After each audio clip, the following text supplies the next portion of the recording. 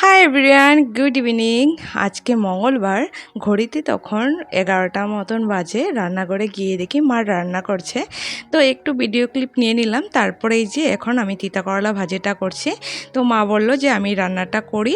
আমি বলছি ঠিক আছে, বেশ, তো করে নাও, আমি পরে বাকি রান্নাটা করব। তো ওই যে এখন তিতা করলা ভাজিটা করার পরে আর একটা রান্নাই বাকি থাকবে, সেটা হচ্ছে কচুর বড়া। আমি খেয়ে ভীষণ ভালোবাসি আর ও খেয়ে ভালোবাসে। কড়াতে মাখিয়ে রাখা কচুটা আমি দিয়ে দিলাম। ভিডিও এক হাতে করা আর কচুর বড়া এক হাতে কড়াতে দেওয়া অসুবিধা হচ্ছিল, যার জন্য কচুর বড়াটা করে নিলাম। এই যে আমাদের রান্না কমপ্লিট, ওর জন্য খাবার বেড়ে নিলাম।